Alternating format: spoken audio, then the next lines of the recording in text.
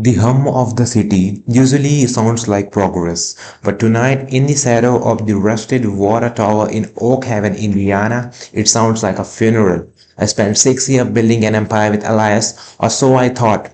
As the lead architect for our firm, I designed the bones of this town while he handled the handshakes. I walked into our penthouse tonight expecting a celebration for the new stadium contract, only to find there three leather suitcases lined up like soldiers by the door. Alas was not wearing his celebration suit, he was in a charcoal travel coat, looking at his reflection as if he were already someone else. He did not offer a hug or a glass of champagne, he offered a cold explanation. He told me he was stagnating, that my ambition was a vacuum sucking the life out of his creativity. Then he showed me the digital ledger. Every cent of our joint venture capital, the money meant to anchor our firm's future, and had been moved to an offshore shell company. He told me he was flying into Tokyo tonight to rebrand himself, and that since the firm was technically under his family's name, I was effectively unemployed. He left without a backward glance. The heavy oak door clicking shut with a finality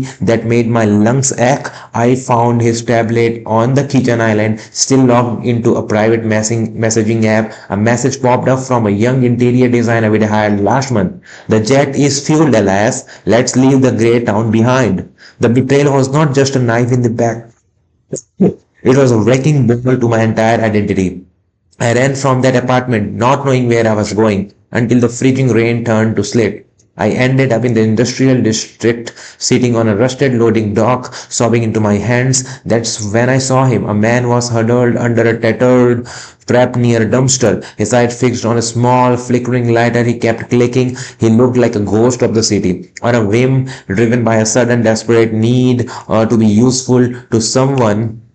Anyone, I walked to a 24-hour diner, brought two coffees and a warm coat from their lost and found, and brought them to him. He did not say a word, but the way his fingers curled around the hot cup told me he had not felt warmth in years.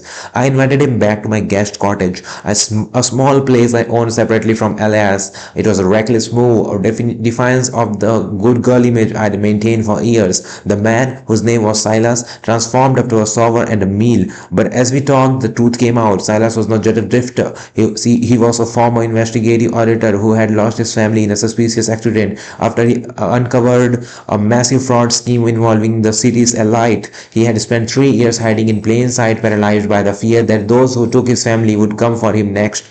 My kindness did not just give him a meal, it gave him a reason to stop hiding. While I slept, Silas used my laptop not to browse, but to access encrypted files he'd buried years ago. When Elias returned 2 weeks later, flanked by lawyers to force me out of the cottage, he found me waiting on the porch. But I was not alone. Silas was there, dressed in a sharp suit I brought him, holding a digital tablet. He did not just have my divorce papers, he had evidence of the embezzlement Elias had committed, not just against me, but against the state. Silas had contacted his old associates in the federal task force, but as the black sedans pulled into the gravel driveway, it was not for me. Elias' face went pale as the handcuffs clicked. He had thought I was a settler, someone who would quietly take the scraps he left behind. He never realized that by tricking to break me, he'd introduced me to the only person who could truly dismantle him. As Silas stood behind me, the hope in his eyes mirrored my own. I was not just surviving, I was finally designing a life that was entirely my own.